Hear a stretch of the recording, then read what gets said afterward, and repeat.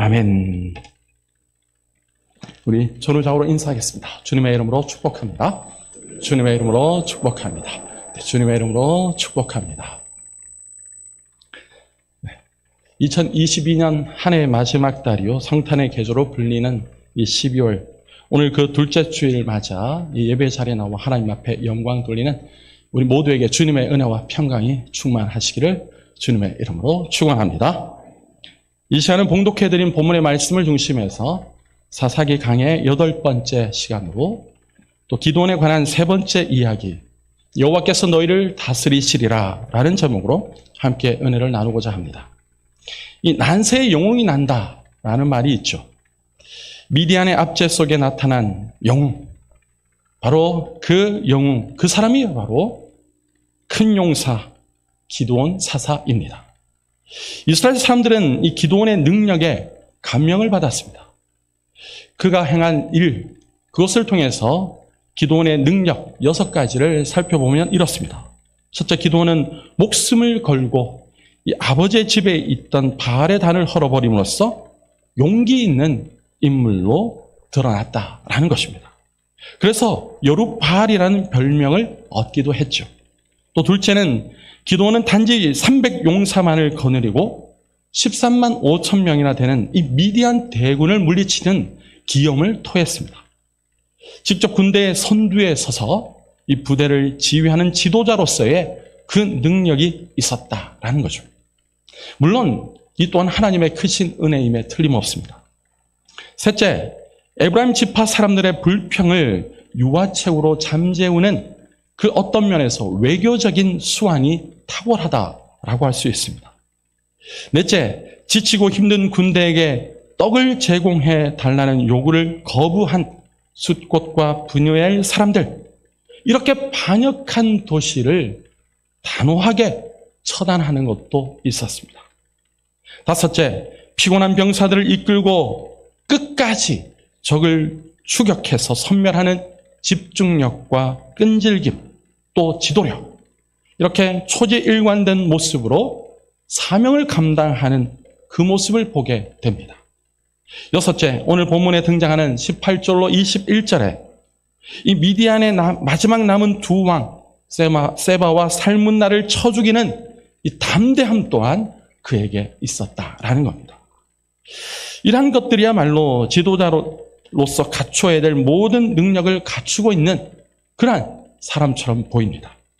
이에 이스라엘 사람들이 그들의 역사상 처음으로 기드온에게 왕이 되어달라는 요청을 하게 됩니다. 기드온이 이 위대한 업적을 달성했으니 이스라엘 사람들이 그를 왕으로 추대하고자 하는 마음 간절했죠. 이스라엘 사람들은 그를 왕으로 추대하고자 했지만 이 기드온은 스스로 왕이 되려고 하지 않았습니다. 오직 하나님만이 이스라엘의 통치자요 이스라엘의 왕이시라는 것을 고백하죠. 당시에 이스라엘 백성들의 이러한 제안은 놀라운 일이 아닐 수 없습니다.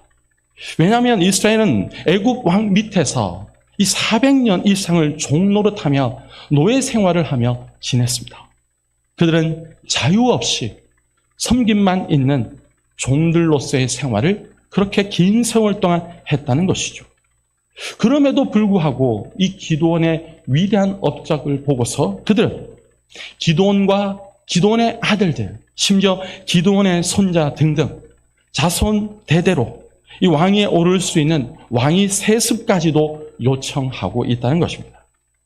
신명기 6장 20절로 22절에 이렇게 말씀합니다. 후일에 내 아들이 내게 묻기를 우리 하나님 여호와께서 명령하신 증거와 규례와 법도가 무슨 뜻이냐 하거든 너는 내 아들에게 이르기를 우리가 옛적에 애굽에서 바로의 종이 되었더니 여호와께서 권능의 손으로 우리를 애굽에서 인도하여 내셨나니 곧 여호와께서 우리의 목전에서 크고 두려운 이적과 기사를 애굽과 바로와 그의 온 집에 베푸시고. 그렇습니다. 하나님께서 이 출애굽시키시고 구원의 은혜를 베풀어 주셨다라는 것을 자자손손 가르치라고 말씀하고 있죠. 따라서 해방된 이스라엘에게는 인간 왕이 없었습니다. 아니, 인간 왕이 있을 수 없었습니다. 하나님이 왕이시기 때문입니다. 출애굽은 어떤 의미에서 이 왕들의 통치와 압제들로부터 해방을 의미하는 것이고 또 하나님의 구원의 의미가 담겨 있기 때문이죠. 이스라엘을 출애굽시킨 모세도 왕은 아니었습니다. 민족의 지도자였지 왕은 아니었다라는 겁니다. 모세는 단지 그보다 높은 하나님의 뜻을 백성들에게 알리는 중개자의 역할을 감당했을 뿐입니다. 그래서 히브리서 3장 5절과 6절에 이렇게 말씀합니다. 우리 다 같이 한 목소리로 읽겠습니다. 시작. 또한 모세는 장래에 말할 것을 증언하기 위하여 하나님의 온 집에서 종으로서 신실하였고 그리스도는 하나님의 집을 맡은 아들로서 그와 같이 하셨으니 우리가 소망의 확신과 자랑을 끝까지 굳게 잡고 있으면 우리는 그의 집이라. 아멘. 그렇습니다. 히브리서 기자는 이렇게 모세와 예수님을 비교하고 있습니다. 그러면서 모세가 아니라 예수님이 우월하시고 위대하심을 알려주고 있습니다. 히브리서 기자의 말처럼 모세는 하나님의 이 온 집에 충성되고 신실한 종으로 그의 사명을 감당했습니다. 모세와 비교되지 않게 예수 그리스도는 하나님의 집을 맡은 아들로서 하나님 아버지의 뜻을 이루신 우리의 구원주이시며 우리의 주님이신 줄로 믿습니다. 이스라엘의 진정한 왕은 누구십니까? 이스라엘의 왕은 그 누구도 아닌 바로 여호와 하나님이신 줄로 믿습니다. 삼위일체 하나님은 우리의 영원한 왕이시며 만왕의 왕이요 만주의 주님이시라는 겁니다. 이스라엘을 내 백성이라고 부르는 이스라엘의 왕은 오직 하나님 한 분뿐이십니다. 그래서 출애굽기 7장 16절에 이렇게 말씀하죠.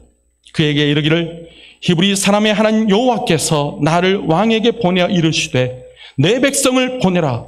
그러면 그들이 광야에서 나를 섬길 것이니라 하였으나 이제까지 내가 듣지 아니하도다. 하나님께서 친히 이스라엘 백성을 내 백성이라고 그리고 내 백성을 보내라고 그렇게 모세에게 명령하여 이 바로 왕에게 이 말씀을 전하라 라는 것이었죠. 이것이 하나님께서 이스라엘을 출애굽시킨 이유요 목적이라는 것입니다. 그들은 내 백성이 되고 나는 그들의 하나님이 되리라. 이 언약적 관계를 하나님께서 이스라엘 백성들에게 오늘 우리에게 말씀하고 계십니다. 우리 다 같이 앞을 보며 외쳐보겠습니다. 시작. 그들은 내 백성이 되고 나는 그들의 하나님이 되리라. 아멘. 오늘 우리에게 하시는 주님의 말씀이죠. 나는 그들의 하나님이 되고 그들은 내 백성이 되리라. 우리는 하나님의 백성이 되고 하나님은 우리의 하나님이시며 영원한 아버지이십니다. 출애굽받은 이스라엘 구원받은 우리 성도들 하나님을 온전히 섬겨야 합니다. 그러므로 우리는 하나님께만 죽도록 충성하고 헌신해야 될 줄로 믿습니다. 고린도전서 4장 1절과 2절에 이렇게 말씀하죠. 우리 다 같이 시작. 사람이 마땅히 우리를 그리스도의 일꾼이요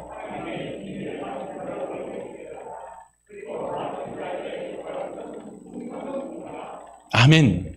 또 계시록 2장 10절에 이렇게 말씀합니다. 너는 장차 받을 고난을 두려워하지 말라. 볼지어다 마귀가 장차 너희 가운데서 몇 사람을 옥에 던져 시험을 받게 하리니 너희가 10일 동안 환난을 받으리라.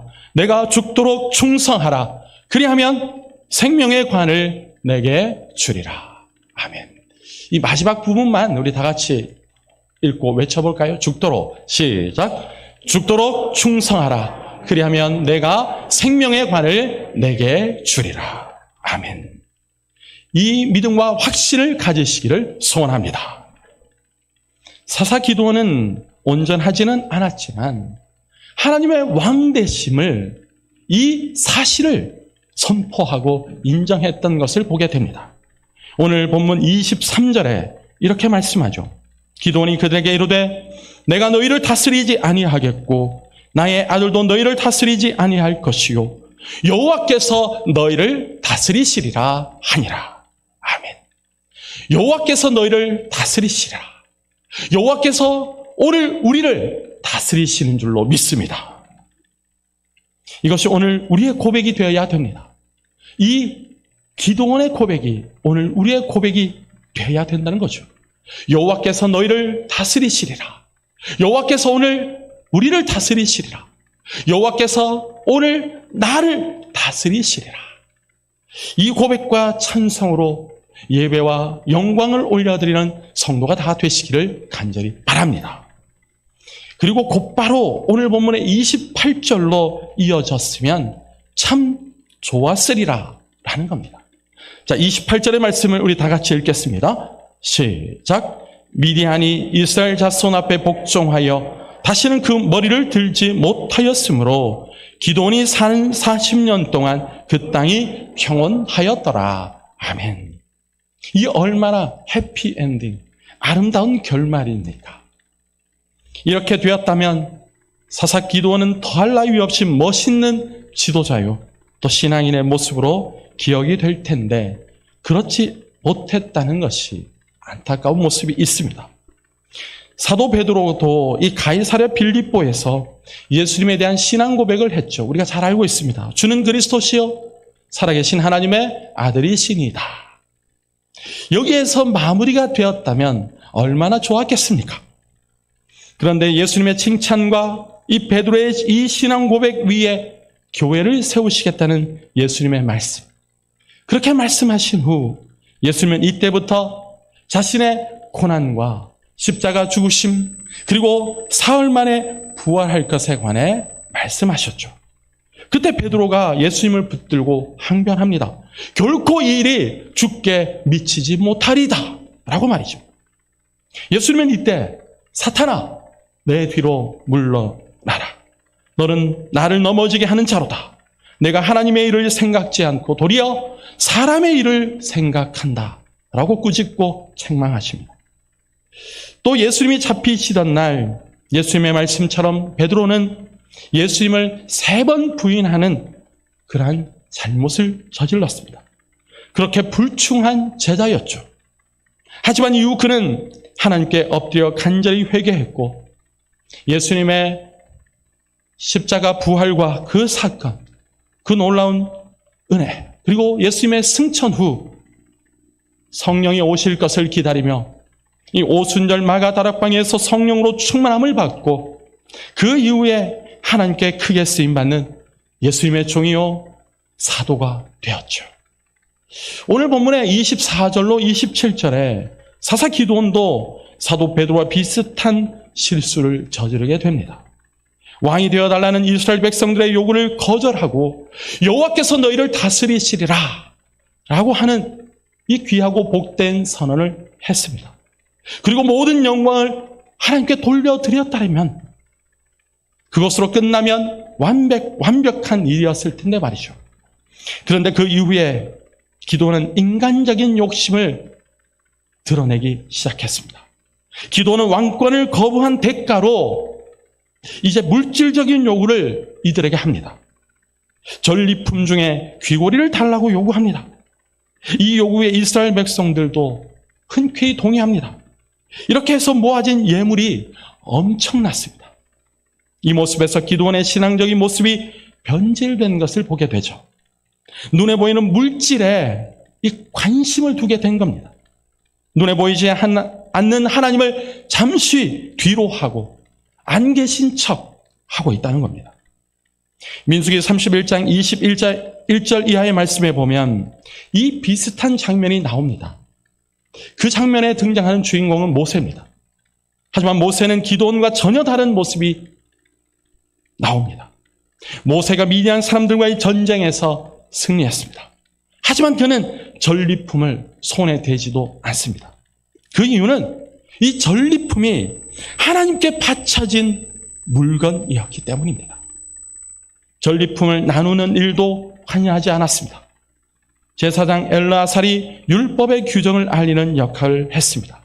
전리품은 군인들과 백성들이 반반 나누고 여호와 하나님께 드리는 것은 전쟁에 나간 자들에게서 거두었습니다.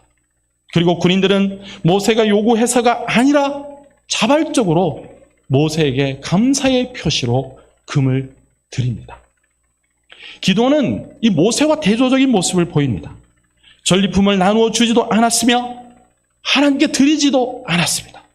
오히려 백성들에게 이 전리품을 달라고, 이 금을 달라고 그들에게 요구하죠. 단점 없는 사람은 없습니다. 누구나 단점이나 약점이나 컴플렉스를 가지고 이 세상을 살아갑니다. 그런데 일명 성공한 인생을 사람들을, 그러한 모습들을, 이 성공한 사람들의 모습은 어떻습니까? 단점을 극복한 사람, 이 약점을 강점으로 만든 사람, 컴플렉스를 특화한 사람 등등이 바로 인생의 성공한 사람들입니다. 그리고 누구나 강점, 장점이 있습니다. 어떤 일을 잘하고 싶습니까? 무언가를 잘해서 성공하고 싶습니까? 그 중에서도 하나님의 일을 더 잘하고 싶은 마음이 있으십니까? 그러면 이 강점으로 일하는 사람, 이 장점으로 섬기는 성도가 되시기를 바랍니다. 이것이 하나님이 주신 달란트요, 은사요, 재능이요, 능력이요, 은혜라는 겁니다. 하나님께서 주신 이 은사와 달란트를 더 풍성하게 개발하고 자꾸 활용하고 사용해서 발전시키는 것이 되어야 합니다. 하나님께서 주신 은사, 하나님께서 주신 달란트, 하나님이 주신 재능, 이것을 썩히면 그것을 잊어버리게 되고 하나님께서 가져가 버리게 됩니다. 마치 한 달란트 받은 종처럼 말이죠. 반대로 실패한 사람들은 어떤 사람들입니까? 앞서 말씀드린 경우와 반대로 생각하고 행동하면 아주 쉽게 실패하는 인생이 됩니다. 자신의 약점, 단점, 컴플렉스만 쳐다보고 신세를 한탄하고 내 운명은 이런 것이야 라고 포기하는 인생이 바로 실패하는 인생이 된다는 겁니다. 또한 자신에게 장점이나 강점이 있음에도 불구하고 그것을 볼 줄 모르고 그것을 감사할 줄 모르니 그것을 사용할 줄 모르니 그 사람의 인생은 실패한 자가 되고 만다는 겁니다. 따라서 우리 성도들은 항상 하나님을 바라보고 하나님의 말씀에 귀를 기울여야 합니다. 말씀에서 떠나면 잠깐이라도 말씀에서 벗어나 있으면 이렇게 위대한 업적을 이룬 사사 기도원이라 할지라도 큰 용사 기도원이라 할지라도 실수하고 넘어질 수 있기 때문입니다. 지금 우리에게 주어져 있는 모든 상황과 환경과 조건을 통해서 하나님께서 우리에게 말씀하시는 것이 무엇인지를 오늘 우리에게 주신 말씀과 또 기도 생활 속에서 하나님의 음성을 듣고 주님의 말씀을 깨닫는 은혜가 있어야 될 줄로 믿습니다. 그러기 위해서 오늘 우리는 하나님의 말씀에 아주 민감하고 예민하게 반응해야 합니다. 어떤 상황 속에서도 흔들리지 않는 믿음을 가지고 하나님의 말씀과 기도로 거룩하여 져가는 부지런하여 열심을 다해 주님을 섬기는 성도가 되시기를 소원합니다. 그러므로 오늘 우리 모두 하나님께서 우리에게 베풀어 주신 은혜와 사랑에 감사하며 여호와께서 너희를 다스리시리라 그렇게 외쳤던 큰 용사 사사 기도원의 고백과 선언이 오늘 우리의 삶의 표대가 되기를 바라고 또 여호와께서 하나님께서 오늘 나를 다스리시리라 우리를 다스리시리라 라는 고백으로 왕이신 하나님 왕이신 우리 주 예수 그리스도께서 우리를 친히 다스려 주시기를 간구하고 기도하는 그 앞에 복종하는 그래서 우리 자신을 하나님께 기꺼이 즐거이 헌신하고 충성하여 드리는 참된 예배자가 다 되시기를 주님의 이름으로 축원합니다.